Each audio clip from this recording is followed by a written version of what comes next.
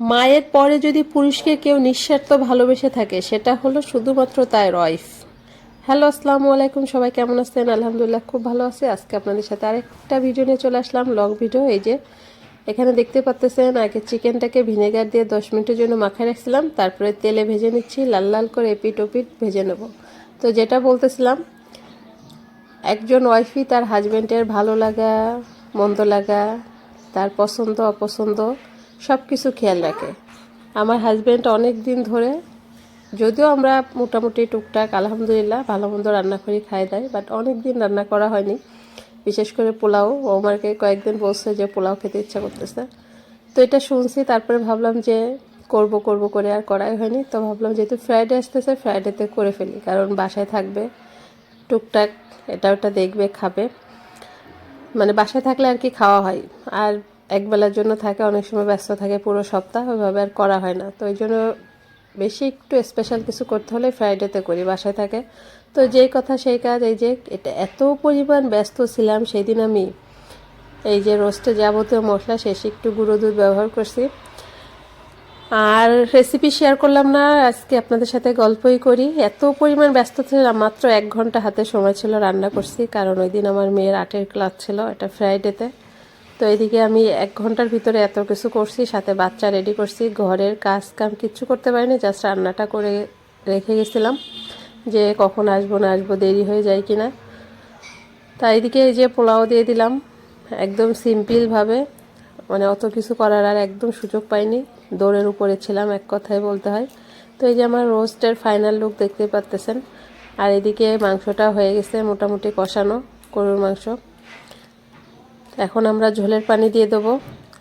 আর এই যে সব কিছু মিলাই সেদিনকে রান্নাবান্না চলতেছিল, বিশ্বাস সত্যি কথা বলতে অনেক প্যারা গেছে, একটা প্যারাময় দিন ছিল।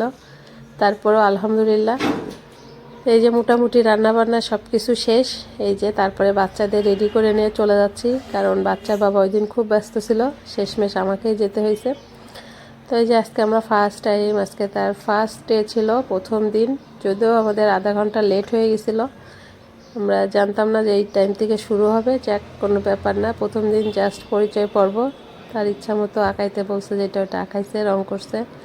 এই যে সব বাচ্চাদের শেষে যার যেটা কাজ ছিল সব দেখছে। দেখার পরে ওখান থেকে বাসায় আসি, খাবার দাবার গরম করি। তবে মজার ব্যাপার হচ্ছে, আমি কিছু করলে আগের থেকে বলি না আমার জামাইরে, তাকে সারপ্রাইজ দিই। সে তো এসে পুরাই অবাক, একদম সারপ্রাইজ হয়ে গেছে, দেখতেছে। আর ও বাইরের থেকে এসে ওর কাজ হচ্ছে আমার কিচেনে আসা, কিচেনে এসে দেখে যে কি কি রান্না বান্না করছি।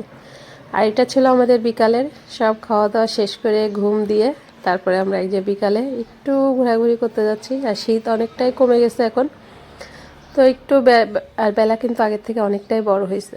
কোথায় যাব কি করব কিছুই জানি না, যেটা আমাদের সাথে বরাবরের মতোই হয়।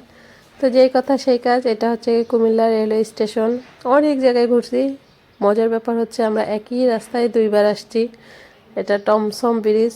আসলে বললাম না, কোথায় যাব কোনো প্ল্যান ছিল না, শুধু ঘুরতেছি। তবে কেন যেন মনে হয়েছিল যে কোথায় ফুল আছে সেখানে যেতে হবে। তারপর চলে আসলাম কুমিল্লা শিক্ষা বোর্ডে। কিন্তু এখানে আসার পরে দেখি এখানে খুব একটা ফুল নাই, ওই যে দেখতেই পাচ্তেছেন গাছ সব সাদা, এখানে খেলাধুলা করতেছে। ওখান থেকে চলে আসি কান্দির পাড়, এটা হলো কুমিল্লা কান্দির পাড়। তো এখান থেকে আর কি করব, তারপরে বেরোলে যেটা হয় বাচ্চাদের, কান্দির পাড়ের ওখান থেকে সোজা আসি ধর্মসাগরে, যেটা ঘুরে ফিরে আসাই হয় কাছাকাছি। এখানে এসে কিছুক্ষণ থেকে এখানে বাচ্চারা আসলে মাছ দেখতে, এখান থেকে খাবার দাবারও মজা লাগে। তো যেখান থেকে ভেলপুরি খাইলাম, তারপরে যে আমার সাথে মজা করতেছিলাম আর কি কি খাওয়া নিয়ে আসো, সে বলে নাকি ভেলপুরি আর সস খাওয়াইছে। তারপরে আর কি বাদবাকি এক একটা করে আনে আর বসে বসে খাই। আর এই যে তাদের খুনসুটি চলতেই থাকে, এই ভালোবাসা এই তারপরে খাই পাঁপড়, এটা অনেক মজা। সব কিছু খাওয়া দাওয়া শেষ করে এখন বাসার উদ্দেশ্যে চলে যাচ্ছি। আজকের ভিডিওটা এই পর্যন্ত। আর আসার সময় আমার ফেভারিট এই যে ভাজা পোড়া কিনে নিয়ে এসেছি, কেমন লাগলো জানাবেন। আল্লাহ হাফেজ।